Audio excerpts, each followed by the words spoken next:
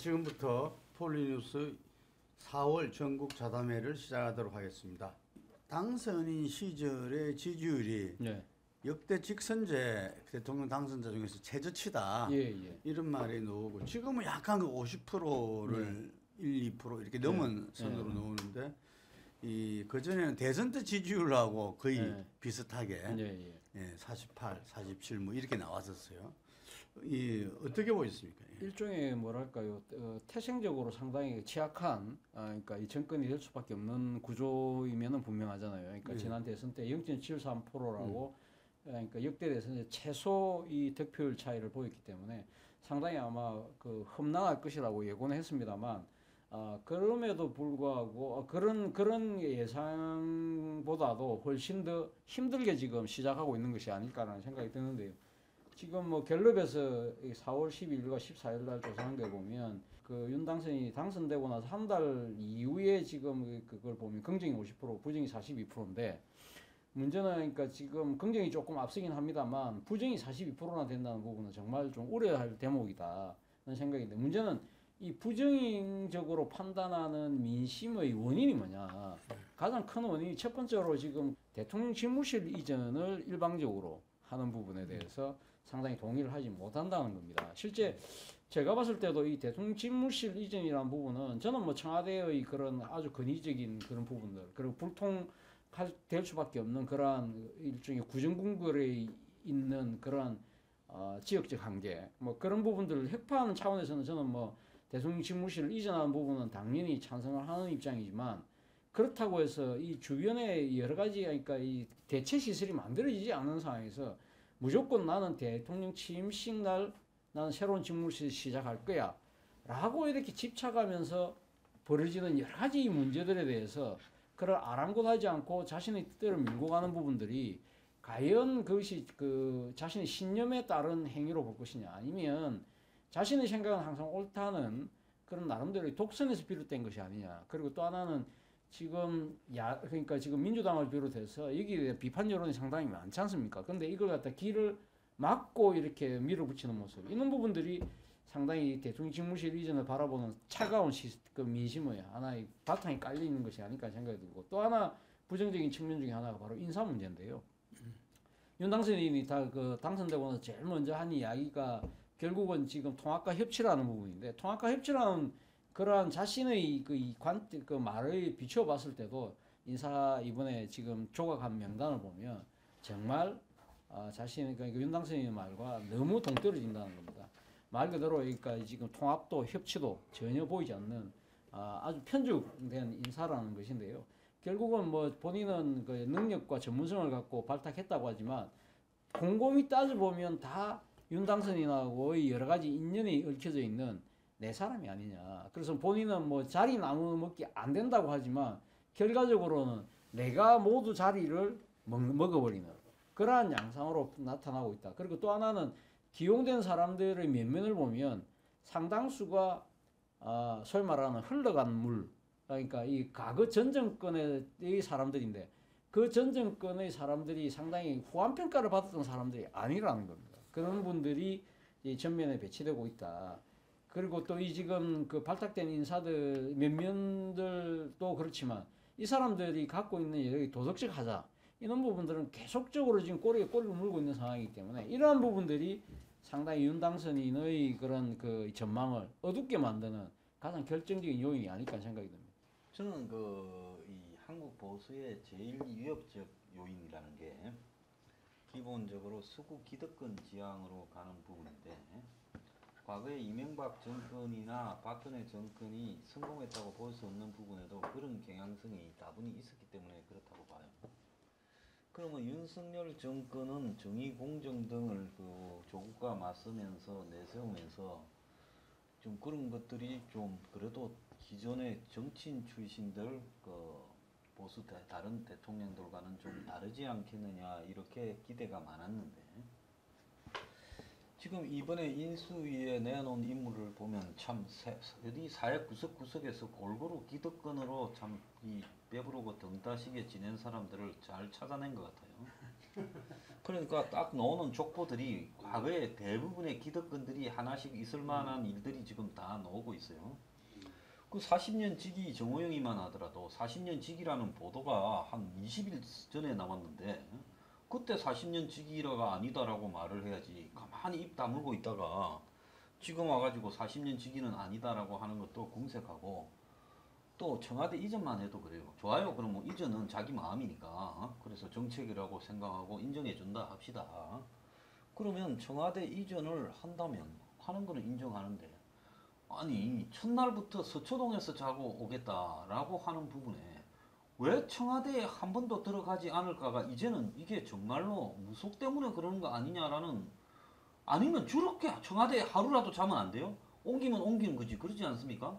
그리고 5월 10일 날 개방하겠다라는 거는 뭐 5월 30일 날 개방하겠다고 할 수도 있는 거죠. 그게 꼭 5월 10일 날 0시에 개방을 하면 뭐 그게 정의입니까? 그럼 왜 저런 데다가 저럴까 하는 게 이게 상식적이고 논리적으로 납득이 안 가는 일들을 좀 하고 있어요. 근데 전반적으로 보면 굉장히 상상 이상으로 본인이나 주변 측근들 성향이 굉장히 기득권적이었다. 그래서 거기에서 그런 인물이 나오고 정책 발표도 그렇게 갈 수밖에 없다.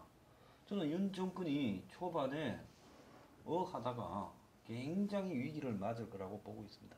제가 볼 때는 이 처음에 0.73%에서 이 통합과 협치를 당선인이 말했지 않습니까? 이 말했음에도 불구하고 이제 그것들이 이 당신의 어떤 행보에 그리고 인수위 구성에 그리고 그 내각 인선에 나타나야 되는 거잖아요. 그게 나타나야 되는 건데 집무실 이전 두 분 다 이야기를 했지만 그 과정에서는 그 고집, 아집 금방 이야기한 대로 집무실 이전이 자기의 공약이었고 강화문 시대를 열겠다고 했는데 그거에 대해서는 뭐 추진할 수 있죠. 그 강화문이 여러 가지로 그 문제가 있으니까 용산으로 다시 가겠다. 뭐 그래 할 수도 있다고 봐요. 예. 그렇지만 그것이 하나의 그 가정으로서의 정치가 생략돼 버리고 자기가 그 브리핑하는 모습이 좀 블랙 코미디 같더라고요. 이게 그래서 그런 부분에서 상당히 좀 우려를 표했었는데 그 인수위 구성도 실질적으로 뭐 안철수 인수위원장을 공동정부의 어떤에 따라서 한 거 외에는 인수위 구성에서 국민들에게 감동 주는 게 하나도 없었어요. 정책 비전을 갖다가 당긴 인선도 아니었고 그리고 그 이후에 인수위의 그 활동 과정도 보면은 문재인 정부의 탈원전, 부동산, 소득주도 성장 등을 그걸 갖다가 뒤집겠다라는 것만 초점이 보였지 당선인이 이야기한 당선인 워딩은 저는 주옥 같은 워딩을 많이 했다고 봐요. 예, 그래서 뭐 좋은 거는 잘된 것은 개성하고 뭐 이런 표현을 했잖아요. 근데 거기에 대해서도 또 아무것도 보여주지도 않고 그래서 이제 또 악건은 이 내각 구성입니다. 금방 이야기한 대로 처음에는 김부겸 현 총리 유임도 이 거론됐잖아요. 이게 이 통합과 협치 차원에서. 근데 뭐 그거는 어디론가 사라지고 처음에 아마 한덕수 총리는 노무현 시절에 총리를 했기 때문에 국회 동의받는 절차에서 좀 이 무난하지 않겠나 뭐 이렇게 생각을 했던 것 같아요. 대법관을 지낸 한 분이 그 이 고액 그 자문료 때문에 이렇게 그 그만둔 사례도 있잖아요. 근데 이분 같은 경우도 고액 자문료를 갖다가 이 받았었고 말하는 저 정호영 보건복지 후보자 같은 경우는 아빠 찬스로 여러 가지 문제가 지금 거론되고 있는데 일종의 좀 버티기를 하고 있는 것 같고 국민의힘에서도 여러 가지 사퇴 촉구 이야기도 나오고 하는데 어쨌든 이 전반적인 부분들이 정치권에 본인이 뭐 부채가 없다고 한다면은 좀 자유롭게 이게 그 여야와 진보와 보수를 넘나들면서 정말 국민 통합과 이 협치를 해나가는 그런 걸 기대했었는데 지금 영 아니게 나오는 거고 그게 또 마침표가 한동훈 법무장관 카드가 아니겠는가. 그래서 이 상당히 뭐 어쩌 말하면 결기 있는 모습이라고 볼 수 있지만 대통령으로서 국민과의 어떤 소통, 이 국민을 대표하는 이 여야 정치인 간의 소통, 이 부분들은 좀 뒷전에 있는 거 아닌가. 그래서 이제 조금 있으면 이제 그 새 정부 출범하는데 상당히 우려가 많이 되고 현재 그 인사청문회는 문재인 정부도 처음에 인사청문회 때 상당히 힘들었지 않습니까? 네. 이 참 난관이 예상되지 않을 수 없습니다. 아가페라 그러잖아요. 네. 아끼고 가까운 패밀리 중심으로 이 인선을 했다는데 그 점을 지적받을 수 있는 걸 갖다가 한번 좀 짚어주시죠. 저는 사실 이번 인선에서 저는 하나의 키워드를 뽑으면요, 육법 정부가 아닐까 하는 생각이 듭니다. 육법 정부가 뭐냐? 지금 그러니까 이 윤당선인이 서울법대 출신이잖아요. 네. 그러고 거기다가 지금 박진, 권영세, 원희룡, 또 한동훈, 이상민. 이게 그럼 서울법대 출신이 6명이 있다는 거 말 그대로 육법 정부 아닙니까?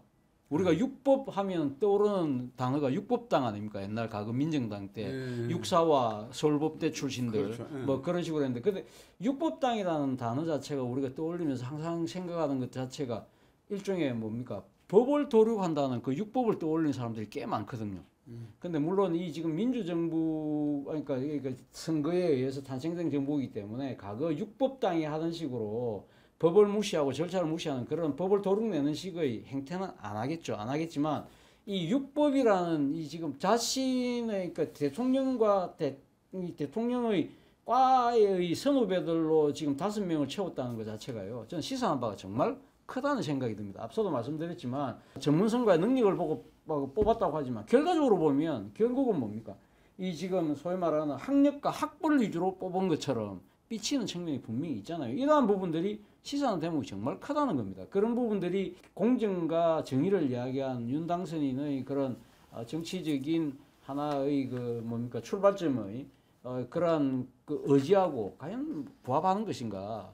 그리고 이제 이러한 부분들이 이 지금 아까 제가 이야기했던 서울법대 출신들뿐만 아니라 기존에 지금 한덕수 총리 후보자라든지 이런 사람들이 지금 그 보여주고 있는 여러 가지 이력상의 문제들 이런 부분들이 지금 꼬리에 꼬리를 물고 있는 거 아닙니까? 그렇다고 한다면 이런 부분들은 사실은 물론 우리가 너무나 익히 봐온 모습이기 때문에 이런 부분들에 대해서 충분히 검증도 가능할 수 있으시라고 보는데 그럼 검증을 제대로 안 했다. 그렇다고 한다면 그거는 뭡니까? 그거는 쉽게 말하면 지금 그러니까 총리를 빼고 나머지 내각 인선 부분은 결국은 뭐 지금 국회 청문회 자체를 요식행위로 보고 강행 처리하려고 하는 마음을 미리 갖고 지금 시작한 것이 아닐까. 그런 식의 첫 출발이 된다고 한다면 저는 상당히 지금 압도적인 여소 야대 관계를 완전히 무시하는 거고 그러한 부분들이 정치적 후과가 정말 만만치 않을 거라는 생각이 듭니다. 한 손에 볼 때는 그 한동훈 법무부 장관 카드 그 제가 듣기로는 인수위에 출입하는 기자들이라든지 그 대부분의 인수위 사람들도 예측하지 못했었다. 잘하면 뭐 중앙지검장을 서울중앙지검장을 하나 이런 정도인데 법무부 장관으로 해서 사람들이 전부 다 이 파격적이다 이런 말들이 나왔었거든요. 우리 대다수의 국민이 그냥 상식적으로 같은 기관에서 또 정서적으로나 정치적으로 비슷한 성향을 띠었던 선후배 관계다. 이런 부분이 아니다. 그 이상의 뭔가가 있다라는 게 이번에 입증이 된 거라고 봐요. 저도 뭐 중앙지검장 정도가 적절한 아니면 수원지검장이나 뭐 이런 게 적절한 이 인사였다고 보는데요. 그 한동훈이라는 사람이 지금 사실은 검사장급이 된 게 윤석열이 검찰총장이 되면서 2019년에 반부패 부장으로 임명을 하면서 한동훈이 검사장이 됐죠. 근데 한동훈이 올해 이제 73년생으로 올해 이제 신이죠, 우리 나이로. 그러니까 한동훈이 굉장히 일찍 검사장이 되었고 또 일찍 지금 법무장관이 됐죠, 어린 나이에. 그런데 윤이 한동훈을 그렇게 할 거라는 거는 이제 한간에 보면 개인적으로 한이 이 조국 수사 때부터 그 윤을 대변하는 듯한 역할을 쭉 해왔다라는 거는 좀 많이 알려져 있을 겁니다. 기자들한테는. 그리고 또 한과 또 윤석열 사이에 이 가정적인 어떤 유착 관계의 배경도 있고요. 둘이 굉장히 가깝다 집안들이가. 그리고 또 그 외에 김건희 녹취록에 그때 나왔었죠. 나와 있죠. 굉장히 가깝다. 김건희하고도 가깝다. 그래서 지금 저 한동훈을 금수완박을 때문에 한동훈을 한 게 아니라 애초부터 한동훈을 하려 했는데 야당이 멍청하게 금수완박 카드를 무식하게 들이미니까 윤 입장으로서는 한동훈을 했을 때 부담을 좀 의식하고 있었는데 야당이 금수완박을 하니까 이게 윤한테는 부담스러운 게 아니라 왔다가 돼가지고 한동훈을 그냥 들이밀은 거라고 봐요. 그러니까 금수완박 때문에 한동훈을 밀은 게 아니라 한동훈을 어쨌든 법무장관으로 하려 했는데 금수완박을 미니까 그걸 핑계 삼아서 했다라고 보고 아마 윤은 이 내부적으로 정리되고 나면 한동훈을 이제 앞에 세워서 공안 사정 수사를 엄청나게 해갈 것 같다라는 느낌이 들어요. 어떻게 보면 검찰 출신이라서 둘 다 순진하거나 테크닉이 부족해서 그런지 모르지만 윤 다음에 자기가 한동훈이다라는 부분을 지금 권력의 이 여러 가지 역학관계로 보면 누구라도 눈치챌 수가 있잖아요. 그러니까 윤이 아예 초반부터 이 지금 장관 서열에서 총리하고 뭐 다 했지만은 그 중에서 빛나는 사람은 한동훈이밖에 없어요. 그러니까 한동훈을 초장부터 박아서 진압 세력을 다 이렇게 정리하고 결국 한동훈을 차기로 밀어서 자기의 이 정권의 공고성을 보이겠다라는 부분이 한동훈 인사의 핵심적인 부분이라고 봅니다. 제가 한마디 할게요. 예. 저도 뭐 황 소장 의견에 상당히 동의를 하는데요. 지금 이번에 윤석열 당선이 한동훈 카드는 정말 정치적 다목적 포석이라는 생각이 듭니다. 첫 번째는 일단 지금 그 압도적인 여소야대 관계에서 그러니까 이 윤 당선이 협치를 이야기를 했지만 협치가 아니라 사실은 이 한동훈이라는 카드를 내세워서 상당히 민주당을 위협하려는 민주당을 좀 약간은 겁을 줘서 이 상황 자체를 돌파하려는 그러한 노림수가 숨어 있는 것이 아닐까. 말 그대로 지금 강대강이잖아요. 지금 사실은 민주당이 앞서 말씀하신 것처럼 지금 검수완박을 추진함으로써 오히려 어떻게 보면 지금 한동훈 검사장을 이렇게 지명하는 것 자체가 어떻게 보면 검수완박을 계속적으로 강행해라. 쉽게 말해 정치적 함정을 파는 거죠. 그러니까 검수완박을 하면 오히려 지금 민심이 상당히 거기에 대해서 싸늘하기 때문에 그런 식으로 그러니까 지금 민주당의 그런 그 검수완박 자체를 추진력을 높임으로써 민심을 일반하게 만드는 그래서 지방선거를 유리하게 갖고 가려는 측면이 분명히 있는 것 같고요. 그리고 아까 방금 이야기한 대로 일종의 그러니까 한동훈 카드를 내셔서 민주당으로 하여금 상당히 주눅들게 만들게 하는 그러한 노림수를 분명히 갖고 있고 두 번째는 결국은 검찰에 대한 그 직할 통치 내지는 친정 체제를 구축하기 위한 카드로 지금 한동훈 검사장을 내정했다는 생각이 듭니다. 법무부 장관이 앞으로는 검찰총장의 수사지휘권 행사하지 않는다고 하지만 아마 모르긴 몰라도 아마 앞으로 검찰 고위직들이 전부 다 한동훈 법무부 장관 눈치 보지 않겠습니까? 왜? 인사권을 갖고 있기 때문에 말을 하지 않아도 이심전심으로 다 알아서 그러니까 대통령의 그 심기에 맞는 수사들을 할 수밖에 없는 체제를 굳히게 만든다는 것이죠. 그리고 또 하나의 지금 노림수는 결국은 앞서 말씀하신 것처럼 결국 한동훈을 차차기로 나름대로 내심 정해놓고 있는 것이 아닐까. 지금 만약에 그 검찰 내에서 그 주요 보직을 맡기면요. 사실은 윤 당선인이 대통령되고 나서 한동훈 검사장을 만날 수가 잘 없어요. 왜냐하면 그런 검찰의 독립성, 뭐 중립성 이런 부분들이 시비에 말릴 수 있지만 법무부 장관으로 임명을 하면 국무위원이잖아요. 그러면 국무위원으로서의 역할 플러스 일종의 뭐랄까요 정무적인 여러 가지 조언들 그런 부분들하고 얼마든지 소통할 수 있다는 거죠. 그런 걸 통해서 한동훈의 정치적인 몸집을 키워줄 수 있다.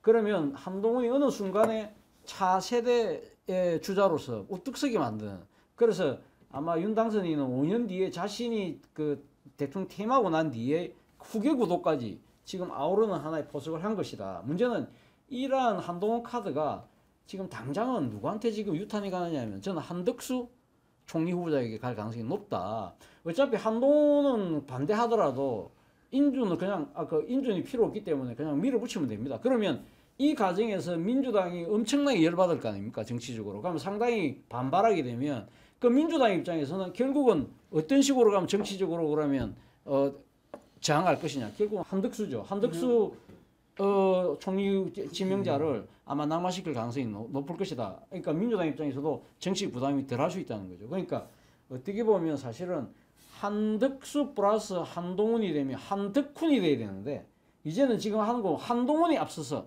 한동훈 플러스 한덕수가 되는 한동수 형태로 가는 것이 아닐까. 그런 부분들이 상당히 지금 제 생각에는 결국은 지금 한덕수 카드도 한동훈을 지금 관철시키기 위한 일종의 하나의 뭐랄까 패로 삼아버리는 그러한 노림수도 좀 깔려 있다는 생각이 듭니다. 예, 금방 두 분이 그 이야기한 대로 검수완박 속에서 한동훈 카드, 법무장관 카드가 나온 것이 아니라 이미 윤 당선인은 한동훈 법무부 장관 카드를 갖다 해왔는데 이게 검수완박 속에서 오히려 말하자면 그 가치가 더 돋보인다고 볼 수가 있겠네요. 그리고 뭐 차차기 이렇게 자기 후계자 구도까지도 이야기가 나왔는데 지금 제가 볼 때는 이 사람이 말하자면 부총리 이상의 역할을 하게 될 것 같아요. 왜냐하면 아까 장관들이 인사 문제로 법무장관 눈치를 보는 것뿐만 아니라 지금 민정수석을 없앴잖아요. 네, 그렇죠. 그래서 검증 기능을 법무부에 둔다 그랬거든요. 그러니까 모든 공직자의 검증을 한 손에 다 쥐게 되는 거죠. 이게 그렇기 때문에 이 한동훈 법무부 장관은 아마 우리 역대 법무부 장관 중에서 가장 파워풀한 그런 법무부 장관이 되지 않겠나 싶고, 그리고 우리가 인사청문회의 맹점이 청문 보고서가 작성 안 되더라도 대통령이 일정 시간 지나면은 임명할 수가 있잖아요. 그래서 그 개선이 이루어져야 된다 그랬는데 이전에 국민의힘 쪽에서 계속 그걸 문제 제기했었죠. 근데 이게 또다시 반복될 것 같아 이런 이야기고, 그 와중에 오히려 한덕수 총리 카드가 던지는 패가 될 수도 있다. 이 재밌는 분석이네요, 이게.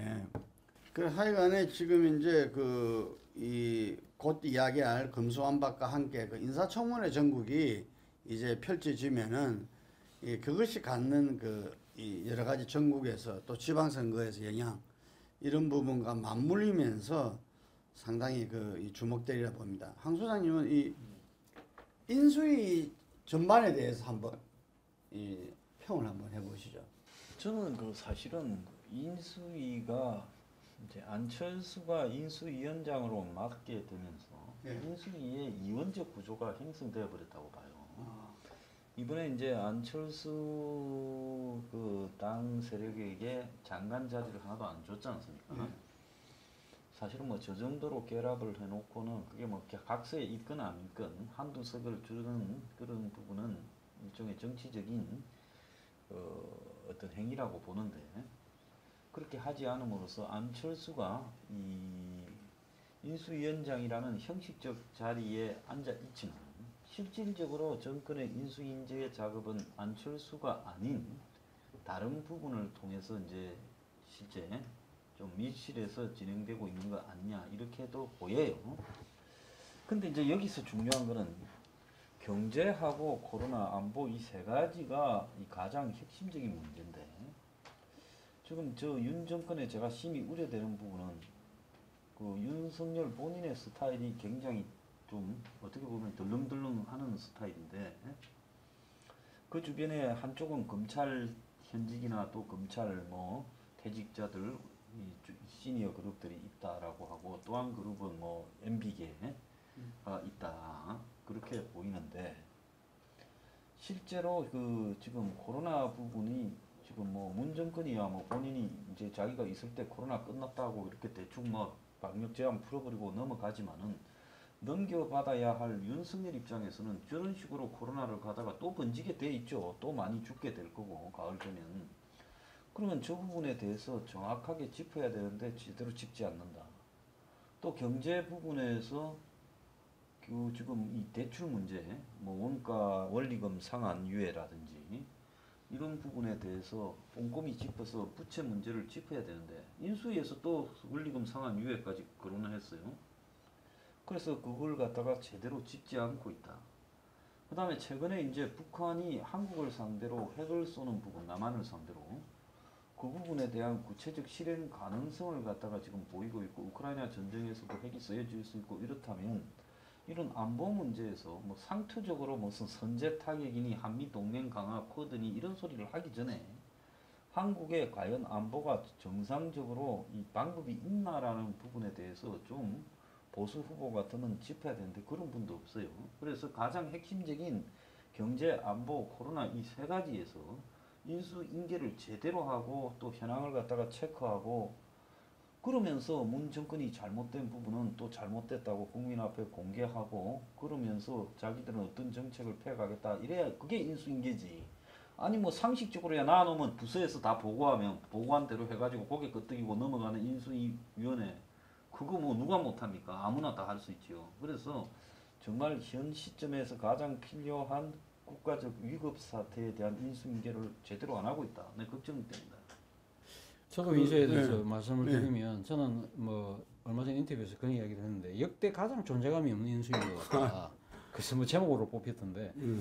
근데 사실 그렇게 될 수밖에 없는 것이요. 그러니까 공동정부라는 약속을 했지만 거기에서 구체적인 합의문이 없었지 않습니까? 그렇기 때문에 어떻게 보면 지금 담보가 없는 상태에서 지금 이제 약속이 이행되다 보니까 안 지켜도 이걸 어떻게 막을 방법이 없는 겁니다.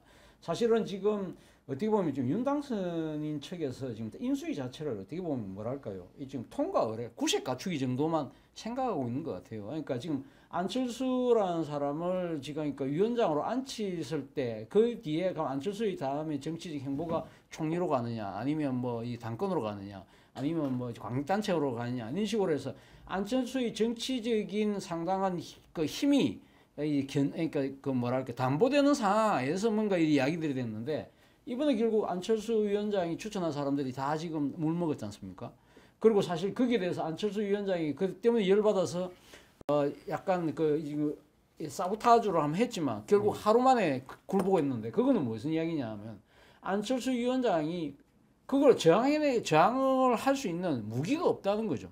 본인 스스로가 이제는 상당히 뭐랄까요. 그러니까 지금 이번에 대선에서 갑자기 막판에 후보 단일화를 통해서 자신이 정치적 명분을 완전히 다 잃어버린 거예요. 잃어버린데 그 명분 자체를 그러면 윤강선인 측에서 어떤 식으로는 챙겨서 이 지금 안철수라는 사람을 향후 정치인으로서 기대감을 가질 수 있도록 키워줘야 되는데 아예 싹을 자르고 있다는 겁니다. 그런 상황이기 때문에 그렇다고 해서 안철수는 돌아갈 데도 없습니다. 이제는 국민의힘과 국민의당이 그러니까 합당을 해버렸기 때문에 지금 자기 식솔들은 거기 들어가서 다 각자도 생각할 수밖에 없는 상황이거든요. 그런 상황이니까 제대로 된 그러니까 이 말 그대로 지금 정치적 식물 상태이기 때문에 이 사람이 주도하는 인수위에 좋은 뭔가 굵직하고 의미 있는 결과가 나올 거라고 예상한다는 그 자체가 난센스라는 거예요. 그렇지 않습니까? 그렇기 때문에 저는 사실 이런 부분들을 봤을 때는 그러니까 지금 윤당선인은 아마 이런 생각을 하고 있는 것 같아요. 안철수라는 사람한테 내가 단일화를 통해서 좀 빚을 지었지. 그러나 이제는 안철수에게 인수위원장 정도만 맡겼으면 나는 이제 빚 다 갚았다. 이렇게 생각할 것 같아요. 문제는 윤당선이 그렇게 생각한다 하더라도 안철수가 나름대로 독자적으로 정치적인 생존을 모셔갈 수 있는 이 공간이나 역량이 있어야 되는데 그런 게 지금 안 보인다는 겁니다. 그렇기 때문에 상당히 저는 5월 9일 이후로 안철수 위원장의 정치적 존재감 자체가 완전히 포말처럼 사라질 가능성도 있겠다라는 생각마저 듭니다. 이게 공동정부로서 이 정부론으로서 어쨌든 막판에 그 힘을 줘서 대선 승리를 했다는 건 누구나 부인할 수 없을 것 같은데 근데 그 공동정부의 밑그림을 공유하지 않은 상태에서 그 DJP 연대 때는 그걸 발표했지 않습니까? 이게 그 세리머니로 세게 하고 했었는데 그게 전혀 없이 그때 나온 언론 보도에 따르면은 종이 쪼가리가 뭐 필요하냐 날 믿어라 이렇게 윤석열 당선인이 표현을 했어요. 이게 서로 간에 공동 합의 각서 이런 것들 종이 쪼가리로 표현하면서 그때도 저거 저렇게 해도 되나 이렇게 싶었는데 그래서 한간에는 뭐 다른 이야기도 막 나와요. 왜냐하면은 안철수 위원장이 뭐 잡힌 거 아니냐 뭐를 안 그러면은 공동 정부하면서 그냥 저렇게 한다는 것이 말이 되느냐 이런 이야기가 나올 정도인데 하여간에 지금 합당은 선언을 했고 앞으로 상당히 그 당에서 입지를 또 가져가기도 쉽지 않을 건데 네.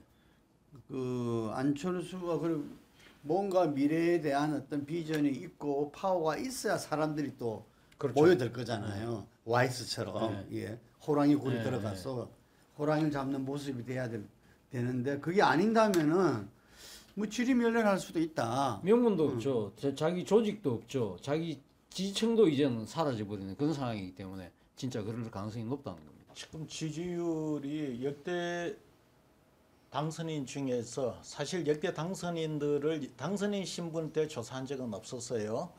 예. 그러나 이제 윤 당선인의 경우는 당선인부터 하지만 이 지지율이 취임 직후 거의 연결될 가능성이 크기 때문에 현 시점의 지지율을 맞비교를 하는 겁니다. 하는데 지금 봐서는 그나마 당선 직후에 대통령 집무실 이전 논쟁과 이명박 대통령 사면 논쟁이 있을 때에 비해 갖고는 약간의 반등은 한 거는 사실이에요.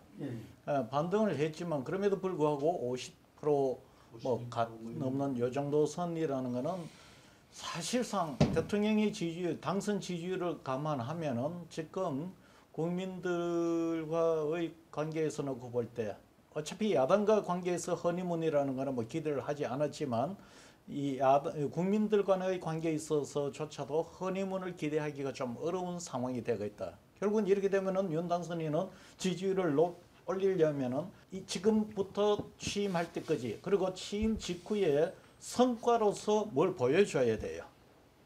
성과로서 뭘 보여줘서 지지율을 올려야 다시 지지율이 반등될 거라고 보고 그렇지 않으면은 제가 볼 때 한 50% 전후의 역대 대통령과 비교해 볼 때 취임 직후 지지율에서 가장 낮은 지지율에서 출발할 가능성이 크다 이렇게 보여집니다.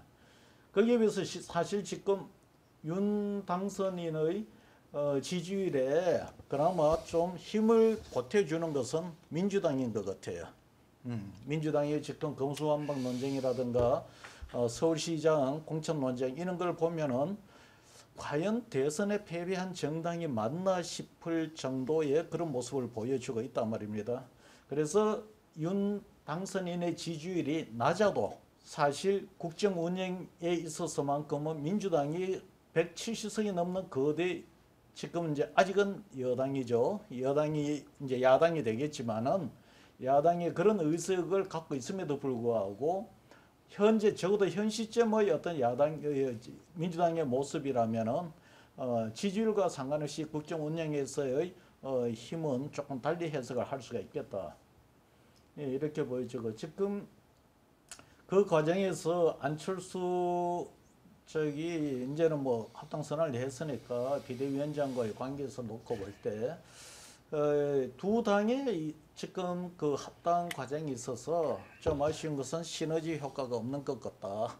시너지 효과가 없고 단지 플러스 그러니까 국민의힘 플러스 국민의당 지지율 뭐 우리가 지금 조사를 해보면은 국민의힘 지지율이 약간 더 올라갔는데 그것이 올라가도 국민의당과의 합한 숫자 이상이 나오는 것 같지는 않아요. 그러니까 시너지는 없는 것 같고 사실 두 당에 있어서의 그 합당에 가장 큰 기대를 했는 거는 대선 이후 윤 당선인이 취임한 이후 국정에 힘이 좀 받을 수 있는 힘이 실릴 수 있는 의석수는 적더라도 국민의 지지를 좀 더 확실하게 받을 수 있는 조건을 만들려고 했다고 본다면은 제가 볼 때는 그것은 잘 지금 성사가 되고 있지 않는 것 같다.